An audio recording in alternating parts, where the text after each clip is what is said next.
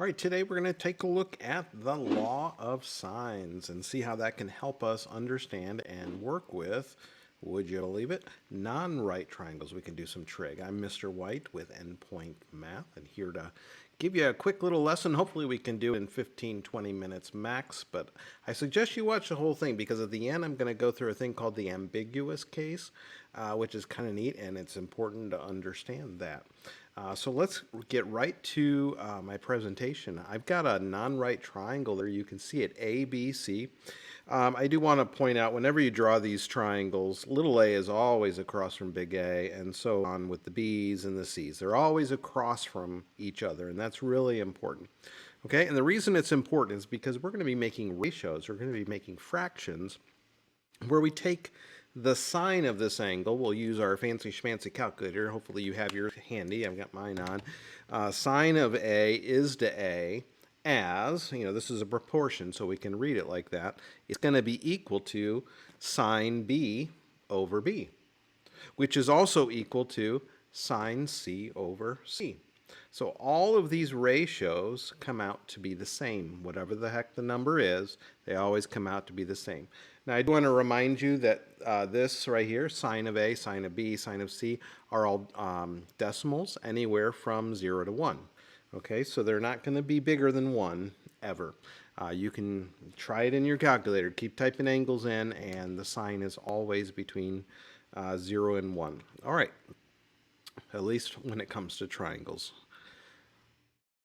So let's understand how this is helpful. So you see here in this gray triangle, I gave you two angles, and of course we could get the third angle real quickly, can't we? How do we get the third angle? The third angle, C, would simply be 180 minus 70 minus 31, because they all add up to 180. So that looks like it is, if I'm doing that right in my head, that would be 79 degrees, right? So that we didn't need any trigonometry for that. But these sides, we only have one side, and normally, with a right triangle, we would go right to our trig statements and use our trigonometry. But we're going to use the law of sines since this is not a right triangle. So here's what we do. We notice what we're given. We're given the side 12, so we have to look across from it and find the angle that matches up with it. So angle B, side B. B is 12. So let's write this down. The sine of 31 degrees is to 12 as, okay, now you set your goal. What do you want to solve for? You want to solve for A? Let's solve for little a. We're going to solve for little a right here. So what's across from it? Angle A. So we're going to write the sine of 70 all over little a. And we're going to solve for that. Now, I'm sure you all know that you solve proportions by cross multiplying, but there is a nice little trick here. You end up multiplying these two, and then you divide by whatever is across from the A there. And you see that we've got sine 31 across.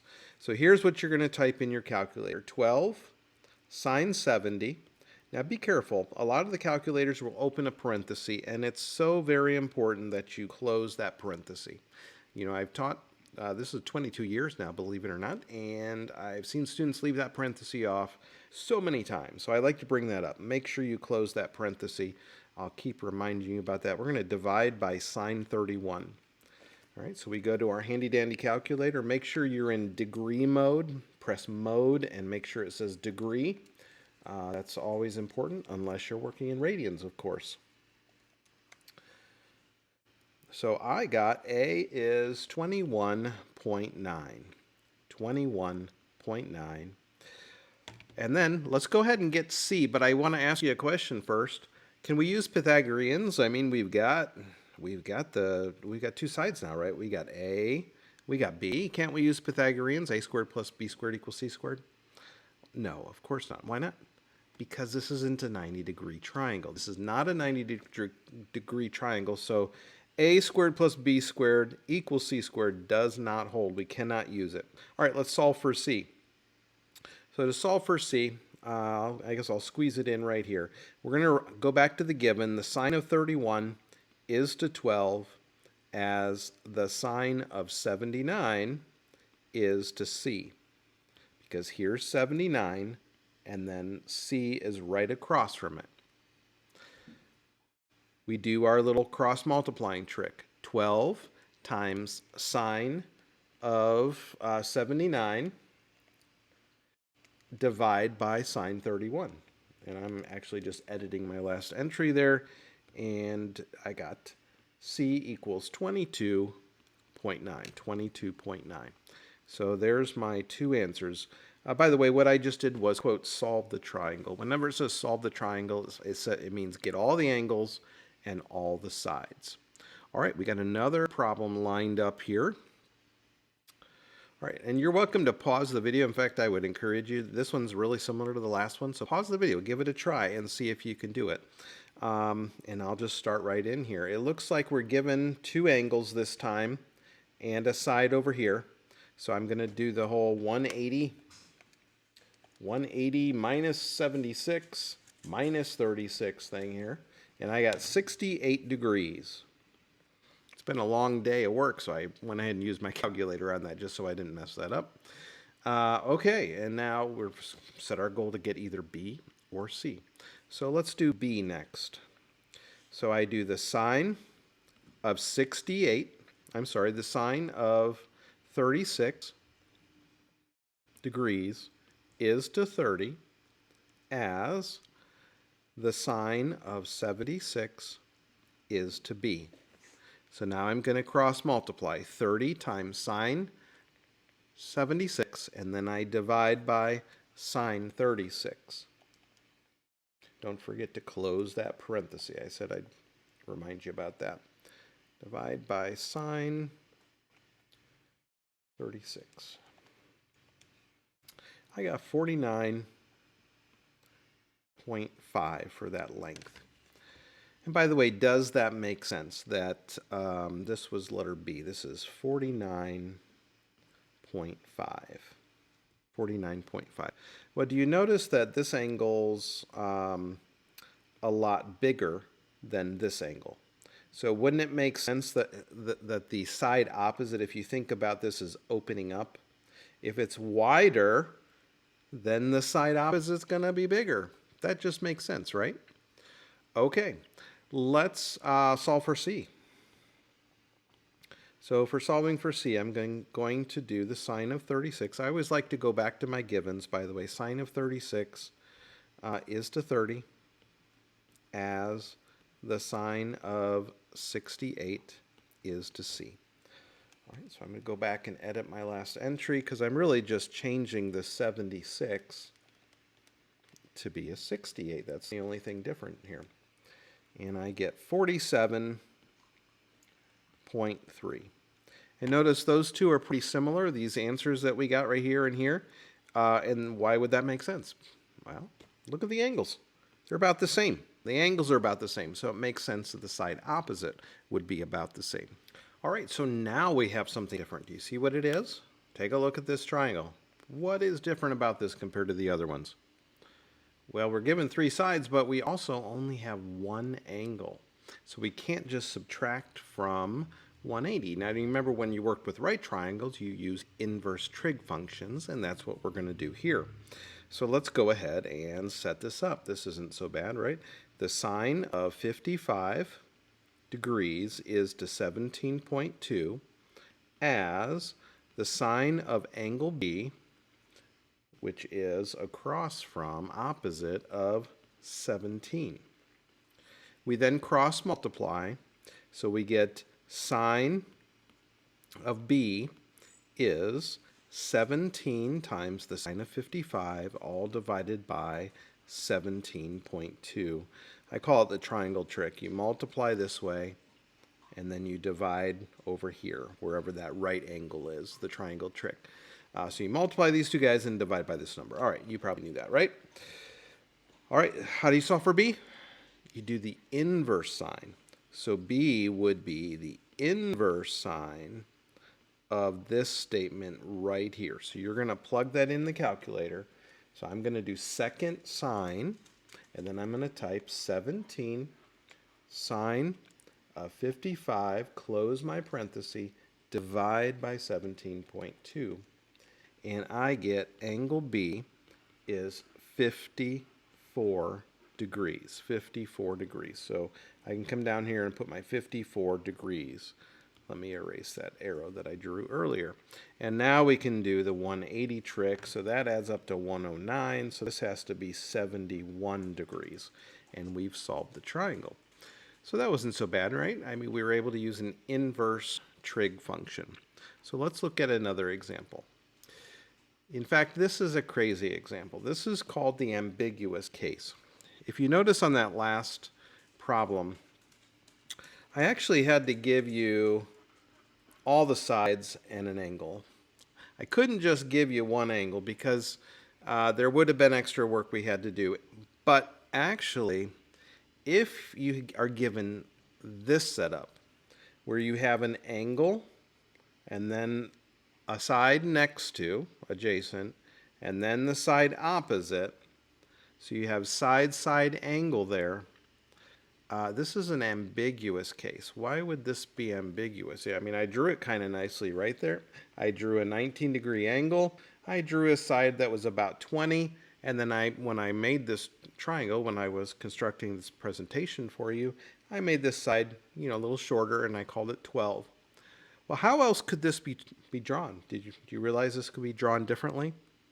You could take this side right here, and if you think about this as being a pivot point, it could be down here. And I drew this one right here. So notice I've drawn another triangle that is also 19 degrees. The side opposite is 12, and the side to the left is 20. Two triangles that we don't know which one it is. That's why it's ambiguous. The word ambiguous means we're not entirely sure. We can't know unless we have more information. So what do? Well, we just have to go with it here and actually find both of the possibilities. Angle B would be the inverse sine of 20 times sine 19, all divided by 12. I'm going to type that in. So inverse sine of 20 sine 19, close my parenthesis, divide by 12. I'm going to hit enter, and I get 32.9 degrees. All right, so this example, by the way, that was angle B, right? This example up here is 32.9 degrees. So what would this one be then? What would that one be? Well, it's going to be 180 minus, let me write this down so you can see it, 180 minus 32.9 degrees.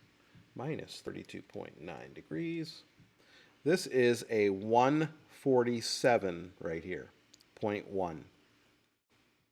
Okay, and then I'm going to add 19 to that. I'm going to subtract 180, and I get that this is 13.9 degrees here.